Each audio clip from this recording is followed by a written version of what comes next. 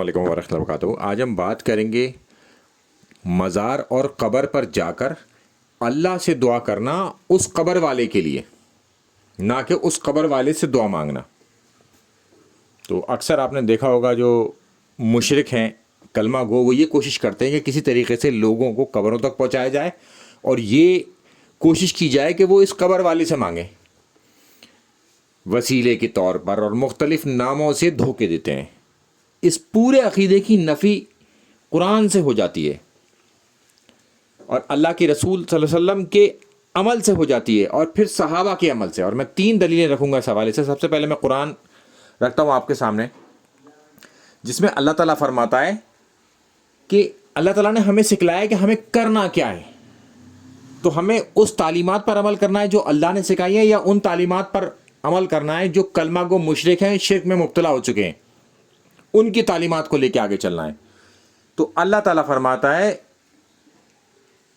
ہم اور ہمارے ان سب بھائیوں کو بخش دے جو ہم سے پہلے ایمان لائے ہیں، اور ہمارے دلوں میں اہل ایمان کے لیے کوئی بغض نہ رکھ۔ یعنی کہ جو ہم سے پہلے جو ایمان لا کر گزر چکے ہیں ان کے لیے ہم دعا کلمات کہیں۔ اللہ تعالیٰ نے ہم سے کہا ہے کہ ان کے لیے دعا مانگنی ہے اللہ سے، نہ کہ ان سے دعا مانگنی ہے اپنے لیے کسی بھی اعتبار سے، کہ وسیلے کے طور پر یہ ہم سے پہلے جو گزر گئے ہیں ان کا وسیلہ ہم دے رہے ہیں تیرے سامنے۔ نہیں، وسیلہ تو ہم زندہ آدمی کا ہی دیں گے جو موجود ہوگا، نیک ہوں گے، اور جو مر چکا ہوگا اس کے لیے تو ہم دعا کریں گے، دعائی کلمات بھیجیں گے۔ یہ اللہ تعالیٰ نے ہمیں سکھلایا قرآن کے اندر۔ اب ہم چلتے ہیں اللہ کے رسول صلی اللہ علیہ وآلہ وسلم کی طرف کہ وہ کیا سکھلا رہے ہیں ہمیں۔ یہ تینوں باتیں ایک دوسرے پر فٹ ان بیٹھیں گی، میں آپ کو دکھاؤں گا ایک کر کے انشاءاللہ تعالیٰ۔ تو اب ہم چلتے ہیں اس حدیث کی طرف جو کہ مسلم میں مشکات میں، جس کا نمبر ہے 1764، کہ اللہ کے رسول صلی اللہ علیہ وسلم قبرستان جانے کا ارادہ کرتے تو اللہ کے رسول صلی اللہ علیہ وسلم انہیں یہ دعا سکھلاتے۔ اگر صحابہ قبرستان جانے کا ارادہ کرتے تو انہیں کیا سکھلاتے؟ یہ دعا سکھلاتے۔ اب وہ دعا کیا ہے؟ مومن اور مسلمان گھر والوں پر سلامتی ہو۔ اب یہ گھر والے کون ہیں؟ اب اگلی لائن سے آپ کو پتہ چل جائے گا، اگر اللہ نے چاہا تو ہم تمہارے ساتھ ملنے والے ہیں۔ یعنی کہ یہاں گھر والوں سے مراد یہی ہے، کیونکہ جا کہاں رہا ہے آدمی؟ قبرستان، اور قبرستان میں جا کر کیا دعا کر رہا ہے؟ مومن اور مسلمانوں کے گھروں کے حوالے سے۔ تو ان کے گھر کیا ہیں؟ قبر۔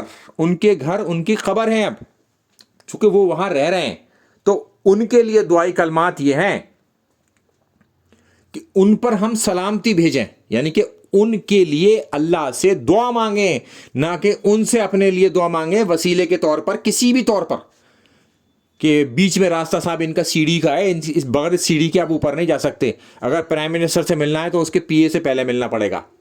ایسا قرآن اور سنت میں کوئی عقیدہ موجود ہی نہیں ہے۔ یہ قرآن کی آیت جو اللہ تعالیٰ نے ہمیں سکھلائی اپنے پچھلے یعنی کہ گزرے ہوئے لوگوں کے بارے میں، جو اگلے، اس میں اصل میں لفظ ہوتا ہے اگلے کا، یعنی کہ جو لوگ گزر چکے، ہم سے پہلے آنے والے لوگ، ان کے لیے دعائی کلمات اللہ تعالیٰ نے ہمیں سکھائے۔ پھر اللہ کے رسول صلی اللہ علیہ وسلم ہمیں سکھا رہے ہیں، صحابہ کو سکھا رہے ہیں کہ کیا دعائی کلمات پڑھنے ہیں ان کے لیے۔ اور پھر آخر میں اللہ کے رسول صلی اللہ علیہ وسلم فرمایا ہم اپنے اور تمہارے لیے اللہ سے عافیت طلب کرتے ہیں، یعنی کہ اللہ سے طلب کرتے ہیں ہم تمہارے لیے بھی اور اپنے لیے بھی۔ تم ہمیں نہیں دے سکتے کچھ بھی، یہ کوئی بات نہیں سکھائی گئی اس طریقے کی کہ آپ جو اللہ سے ہمارے لیے عافیت طلب کریں، نہ، ہم طلب کریں گے آپ کے لیے اللہ سے عافیت۔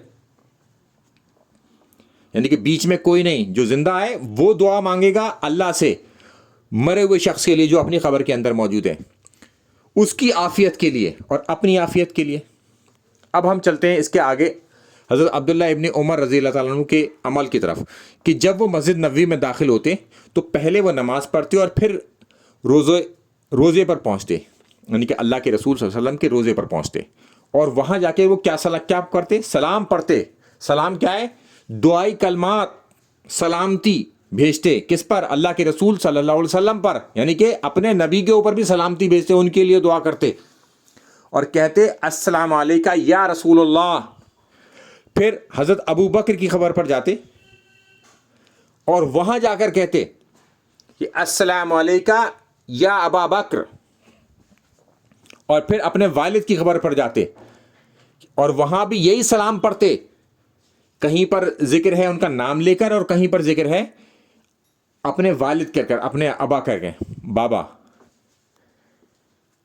پھر وہ دوسرے کاموں میں لگتے, یعنی کہ کسی سفر سے بھی آتے تب بھی وہ پہلے یہ کام کرتے اور پھر اپنے گھر کے اور دیگر کاموں میں لگتے. یعنی کہ وہ ان 3 بڑی ہستیاں, یعنی کہ اس میں نبی کریم صلی اللہ علیہ وسلم بھی موجود ہیں, ان کے لیے بھی دعا کرتے, اپنے حضرت پہلے خلیفہ حضرت ابو بکر کے لیے بھی دعا کرتے اور اپنے والد کے لیے بھی دعا کرتے, جبکہ یہ سب کے سب جنتی ہیں, دنیا میں انہیں جنت کی بشارت مل گئی تھی. اس کے باوجود بھی ان کے لیے دعا کرتے, ان سے دعا نہ کرتے کہ آپ اللہ سے ہمارے لیے دعا کر دیجئے یا ہم آپ سے دعا کرتے ہیں وسیلے کے طور پر. دنیا بھر کے بہانے بازی, ہلے بازی جو لگا رکھی ہے نا, یہ سب کی سب ان 3 طریقوں سے نفی ہو جاتی ہے, جو کہ اللہ تعالیٰ نے ہمیں سکھلایا, پھر اللہ کے رسول صلی اللہ علیہ وسلم نے صحابہ کو سکھلایا, اور پھر صحابہ نے اس پر کس طریقے سے عمل کیا, وہ سب کا سب یہاں موجود ہے. جب بھی آپ کسی مزار پر جائیں یا کسی قبر پر آپ جاتے ہیں, گزر ہوتا ہے آپ کا, تو وہاں پر اس قبر والے کے لیے دعا کرنی ہے, نہ کہ اس سے دعا مانگنی ہے کہ اللہ تعالیٰ اس کی